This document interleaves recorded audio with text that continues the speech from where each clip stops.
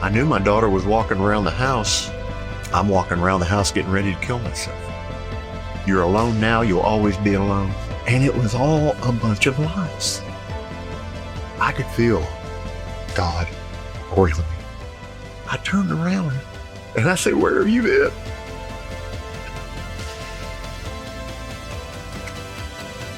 He said, "Right here."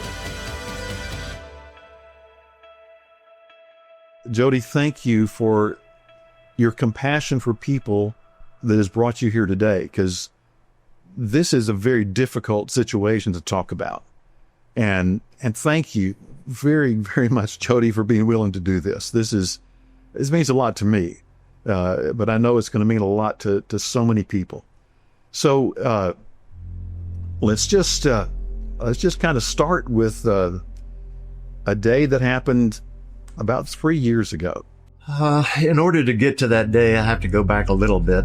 I had been planning this for a little while.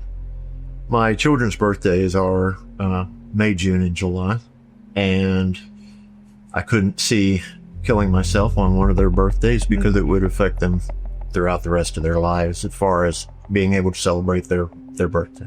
My wife's birthday and my birthday are both in October, so I had to choose a time somewhere in between their birthday and my birthday.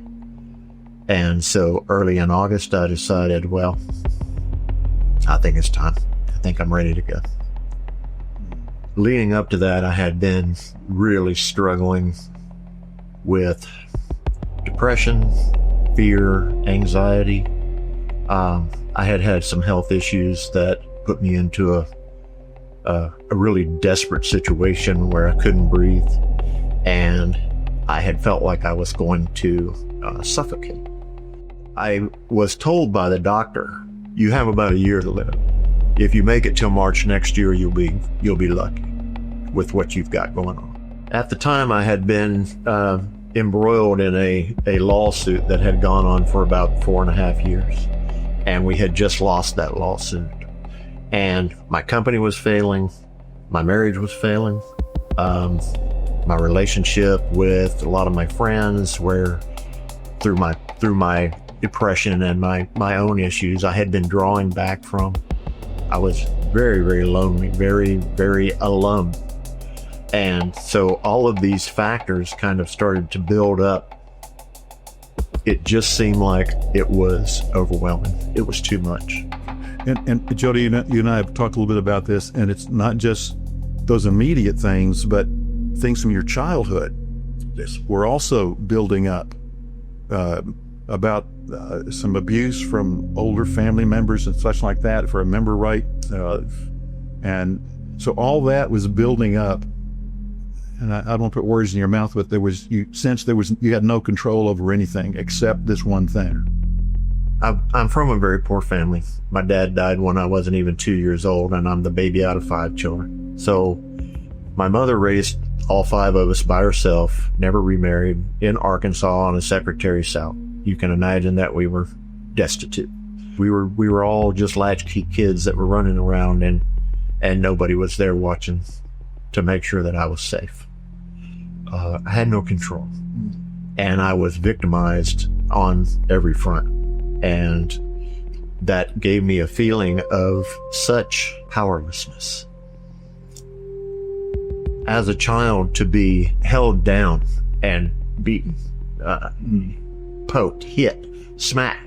Every time you're just sitting there having a bowl of cereal, you have a brother that walks by and slaps you for no reason whatsoever. It developed in me a great deal of trauma. Yeah. And so growing up that way, I sought control, trying to do the things that I needed to do to be in control of my life. And then to have this culmination of all of that kind of trauma and depression throughout the course of my life, being in the military, having further trauma there, it just built up to a point where when this came about and my life was falling apart, I really said, okay, I'm not going out like this. I'm not going to gasp my last breath suffering in that fear and that panic. And I decided, just not going to do that. And so on that Saturday morning, I decided, well, okay, today's the day. And so I took a .357 Magnum pistol out of my gun safe and I left the house and went to a local hospital. And my thought was, well, I don't want my family finding me. I also didn't want them to have to identify me after I shot myself in the head. So I decided I was going to shoot myself in the heart. I have a really bad heart and figured it was going to kill me anyway. And decided, well, I'm not going to wait for this to happen. I'm going to take this into my own hands. I'm going to make the decision about when this is going to happen. So that Saturday morning, I left the house with the gun. I went to this local hospital and I was sitting on a bench outside the hospital and had the gun kind of underneath my legs so that if anybody walked by, nobody would see it. And sat there and kept telling myself, okay, this is it. You have to do this. You have to do this. This is the only answer. This is the only way. Otherwise, you're going to suffer. You're going to die gasping. Your family's going to watch you suffer through all this, the end of your life. This is a way that you can take charge and end this yourself. I cocked the gun, I put it against my chest, and I pulled the trigger.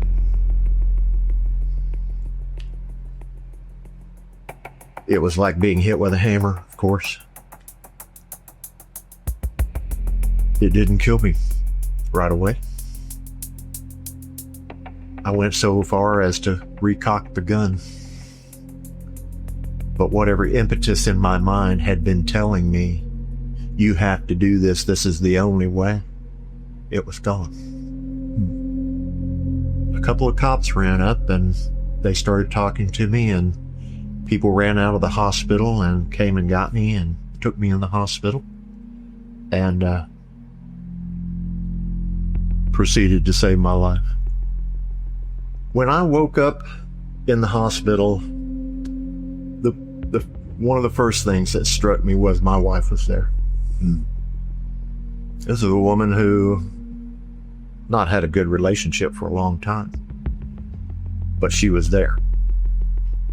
And she was holding my hand. And we spoke a little bit, but one of the first things I said was, I need to talk to Calvin. Because I knew what had happened.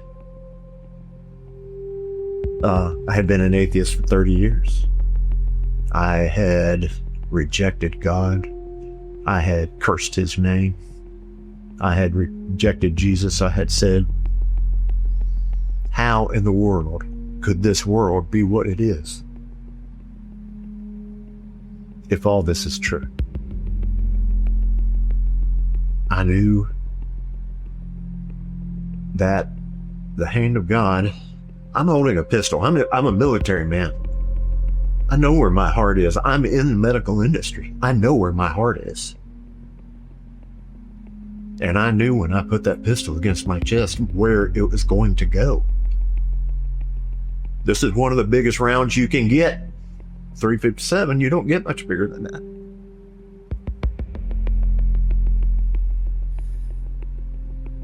And there I sat in that hospital bed.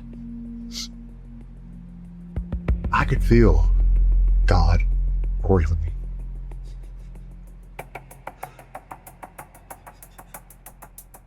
Jody, if I remember right, when I came in that hospital room, the first thing you said to me was, I give up. Okay, I'm coming back. And I said, what do you mean? He said, with God. I give up. I'm coming back to him. I'm coming to him. You had persistently been telling me, God's still here. God's here. On that day when I woke up, he was there. And I've told you this, I felt like I turned around And I said, where have you been?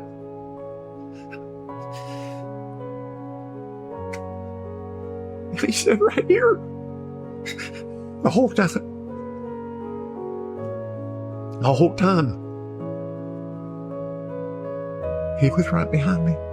He was just waiting. He was just waiting. He had put you in my way. How many times? No. But when I turned around and he was there, it was the culmination of this miracle that happened in my life. Where I thought, I'm not going out this way. I'm in charge. I'm taking charge of my life.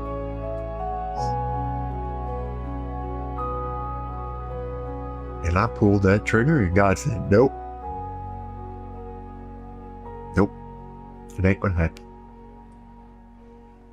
And so, Jody, let's step back, because there's some folks watching this that they are today where you were then. Obviously, it's understandable that you were depressed and down. That's right. I mean, like we said earlier, it was a perfect storm. Who wouldn't be depressed? Right. But how you coped with that depression? You thought the way was, I'll be in control and I'll take my life. But that was off. That was wrong. Maybe what could it have been? What do you wish it had been back then? When your family is hearing you say over and over again, I don't want to be here. I don't feel like I can go on. I feel like I'm overwhelmed. I think that I just can't go on with my life.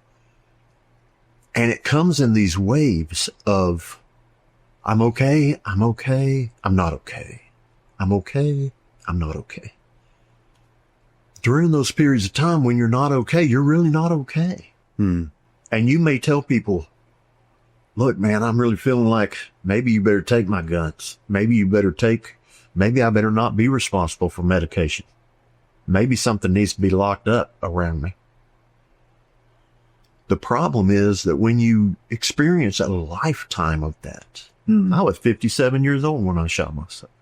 I had experienced a lifetime, 50 years of depression, 50 years of anxiety and fear. And I had told my friends and I had told my family, it is a terrible feeling to be the boy that cries wolf. If I can tell anybody anything, it is, if you are feeling like I'm burdening my family, they've heard this so many times, they're tired of it, they don't know what to do about it, they're as frustrated by my situation as I am, don't stop crying wolf. If you are getting to a place where you feel like you are so overwhelmed that your only answer to this is to end it, you have to tell somebody. You have to continue telling people that. It may be a situation where you tell somebody that 10 times. If you could have spoken to yourself back when you were in that severe state of depression, what would you have told yourself? When I shot myself, my thinking was, oh, my kids are all grown up. They know I have a bad heart. They know that I'm scared to death, that I'm going to choke to death and be asphyxiated by the time I die. I'm going to suffer. I'm going to be gasping for breath. They know how scared I am. And therefore, when I do this, they will understand that I did this because of that fear and not because of them. This unique perspective that I received afterwards was I got to see, or had to see, how this affected my family. They didn't understand that I would take myself out of this life, that I would steal me from them. They were hurt. They were devastated. And I know in the same way that the things that happened to me when I was a child, will be with me for the rest of my life. What I did when my children were all in their early 20s will be with them for the rest of their life. Mm. I thought that I was alone. And it was all a bunch of lies. Mm. What could I have done back then? I saw some of this. I was somewhat distant from it because I wasn't as close as we are now. But I saw some of it. So what could I have done back then? Your support structure comes in a lot of different directions. What you were doing was exactly what you needed to do. At that stage. At that stage, you were encouraging me to find God, to get in with a support group at church, to get deeper into my understanding of what God has to offer. And I was resistant. Yeah. But what people can do is to continue to say, hey, how are you doing today? Okay. What you thinking about? People will give you clues. They will say things like, well, I'm getting rid of these old clothes. I'm getting rid of these things. Mm-hmm. Okay. I'm putting my affairs in order. I am,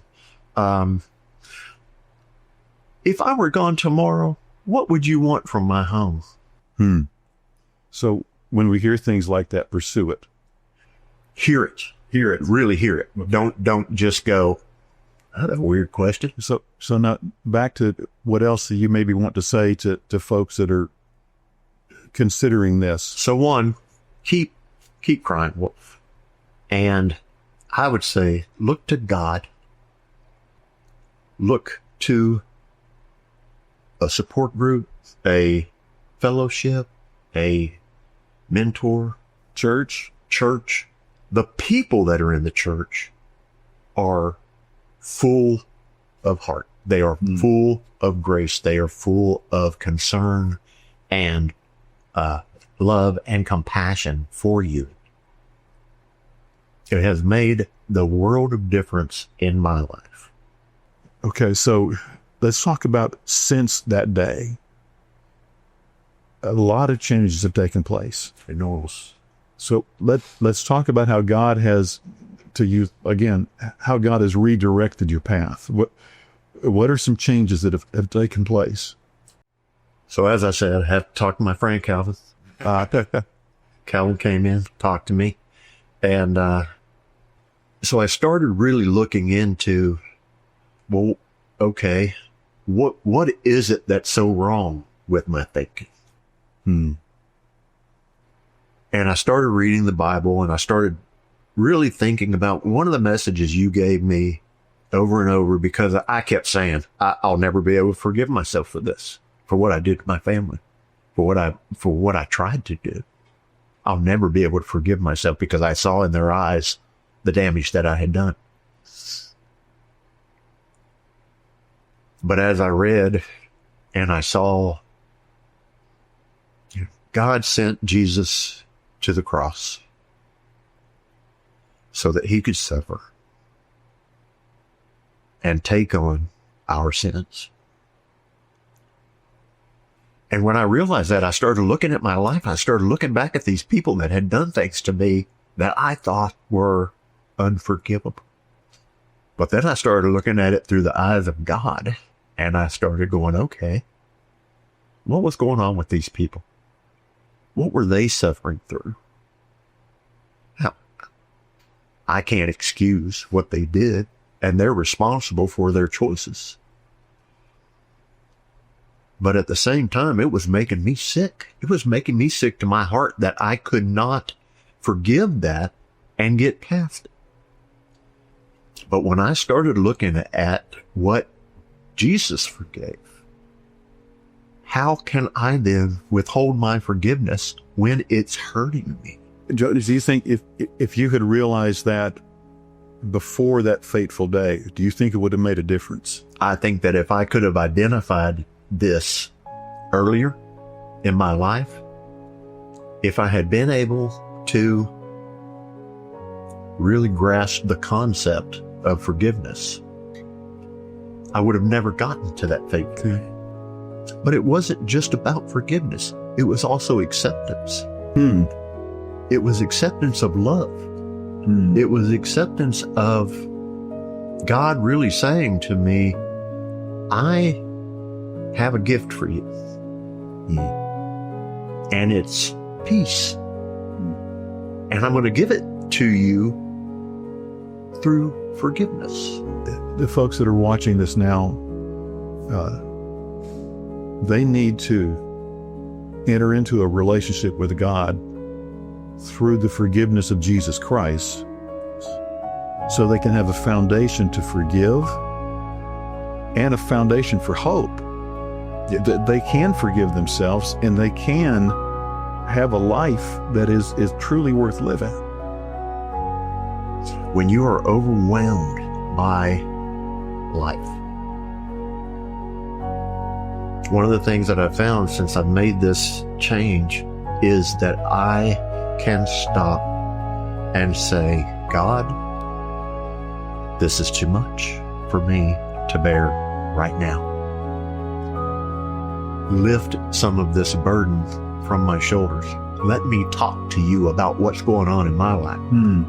Let me tell you. And by just having a conversation with God, that's your level of prayer to start with. To acknowledge, to say, I need you to lift me up. I need you to help me bear this burden. I know my life is suffering, but I'm not alone. I'm not alone. I have somebody I can turn to every minute of every day and know I'm being heard.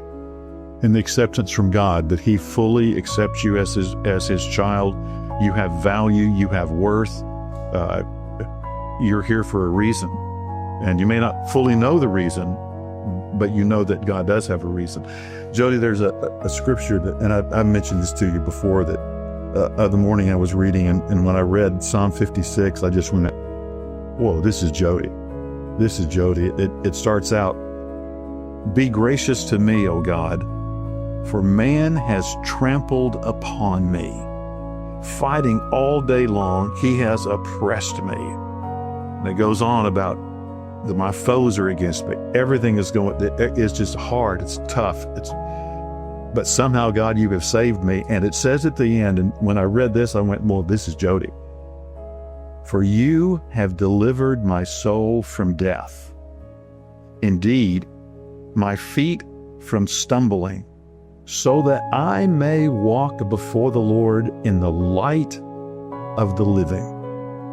And, God has delivered your soul, literally delivered you from death in a very concrete, specific way. But He's delivered all of us from being alone, being separated from Him. As long as we have said, trust Christ and believe in Him and accept His forgiveness, this is, the Lord took that slug and redirected it, literally, and He's redirected your life and even redirected my life through yours, which I've expressed to you many times, because you have blessed me. And so had we lost you, I would not have been blessed in the way that God has used you to bless me. Looking at my life from where I'm at today, my wife and I traveled together. We had grown so far apart, but when I let God into my heart and I was able to look at myself and really go, okay, I can forgive some of these things. A lot of those things that I couldn't forgive were standing in between me and the love that I have for my wife. Shame and regret and all these different things. Once I got past that,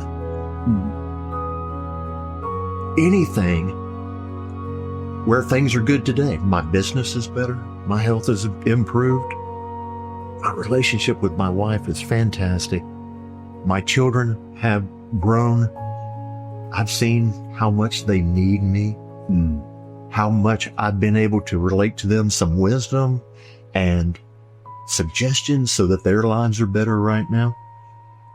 If I could have been working toward, if I could have just had that one more day, if I could have just gone in and said to my wife, I'm really sorry about everything that's going on, and I want to be a better person. I want us to renew this relationship. Any one of these things that I kept thinking are impossible, they weren't impossible. It was just I was scared of them. And if I could have just done that one more time, try one more time. One more day, maybe, to turn around and see God is waiting for you. Absolutely. Thank you, Jody, very much. And thank you for listening today. On our website, there's several places to go for help if you're struggling with suicidal thoughts. We care about you, and many other people do too. And as Jody has said very clearly, you can forgive yourself. You can forgive others. God is standing there waiting for you to turn to Him. So do that, even right now. Thanks again, my friend. Blessings on you. And I know that God's going to use this. We're glad you get to watch Jody's story. About a month after we filmed this interview, Jody went home to be with the Lord. About 5 years ago, the doctor said he had 1 to 2 years to live. Well, the Lord gave him 5. And you've heard the amazing transformation of his life during that time. We were privileged to film and then to share with you this astonishing work of God. You know, my friend, every day is precious. So if this story has touched your life, share it with someone. You may never know who needs this story today.